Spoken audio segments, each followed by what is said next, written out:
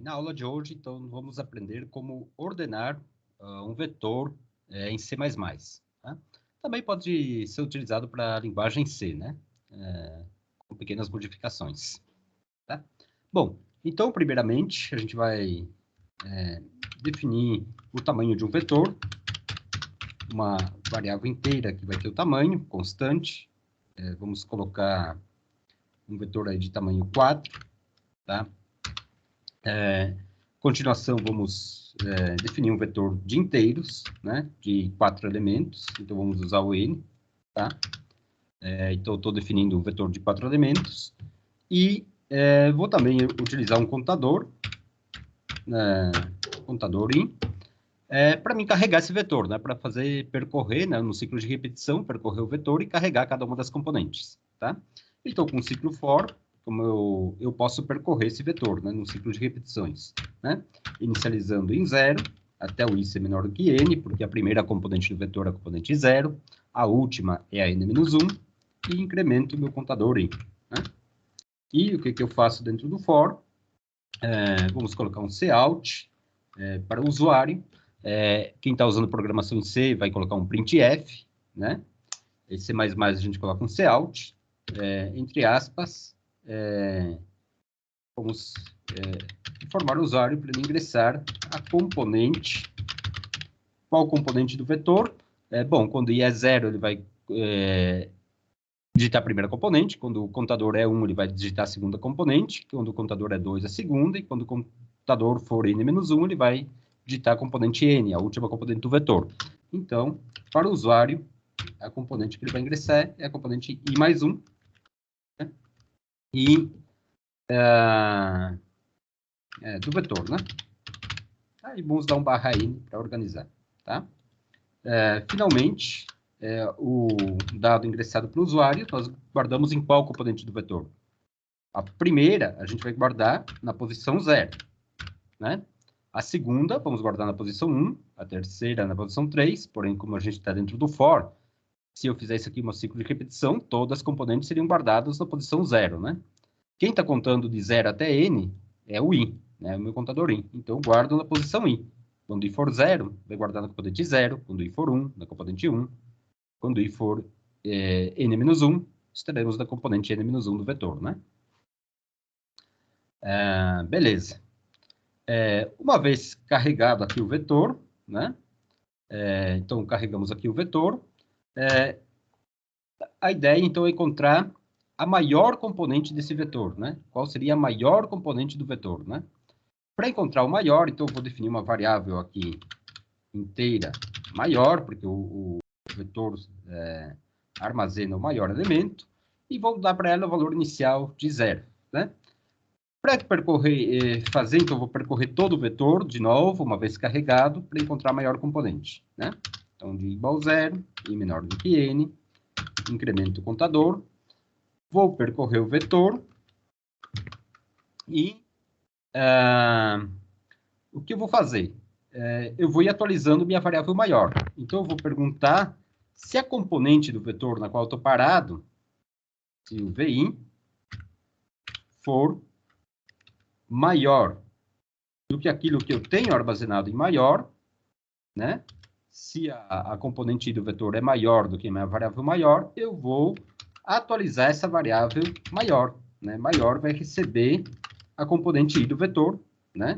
E assim, o for vai percorrer todo o vetor, fazendo essa substituição, atualização de maior, né? E, finalmente,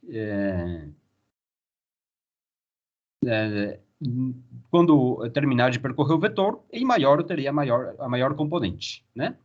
E, finalmente, fora desse for, né, eu posso, uma vez que ele terminou de percorrer, eu posso exibir o maior, né? Exibir o maior para o usuário. Então, a maior componente é quem? É a variável maior, tá? Então, quem está usando o C, o cout seria um printf, e o cin seria um scanf, né? Tá? Bom, e de ponto e vírgula, né? Vamos ver se funciona, se ele encontra maior componente. Vamos rodar. Vamos depurar o programa. Tem alguns erros. Aqui eu esqueci de colocar um ponto e vírgula. Vou rodar de novo. Depurar o programa, vamos ver. Bom, parece que está funcionando. Então, está pedindo, né? Ingresse a primeira componente do vetor, a componente 1 do vetor. Estaria nesse cout aqui, né? Componente 1 do vetor. Tá? O i é 0 nesse for e está pedindo a primeira componente.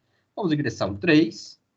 Na segunda componente, vamos ingressar um 2. Na terceira componente, um 4. E na última, um 0. Tá? Então, o maior elemento foi ingressado foi o 4. E ele teria que mostrar o 4. Né? Então, o maior é 4. Funcionou. Funcionou para esses elementos. Vamos ver se agora, se ela funciona para números negativos. Né? Eu vou colocar a primeira componente menos 1. A segunda, menos 2. A terceira, menos 3. E a última, menos 4. Vejo que o maior componente, nesse caso, é menos 1. Tá? Porém, ele diz que o maior componente é 0. Isso aconteceu por quê? Pelo valor inicial que eu dei para a variável maior. Eu dei o valor inicial 0. Então, como eu ingressei somente componentes negativas, nunca entrou dentro desse if. Nunca nenhuma componente do vetor foi maior do que eu tinha inicialmente em maior. Né? E ele acabou dando um erro no programa, né? Um erro de lógica. Tá? Como a gente soluciona esse erro de lógica? Duas formas. Aqui eu poderia dar o maior inteiro possível, para valor inicial o menor inteiro possível, de tal forma que sim ou sim faça uma substituição.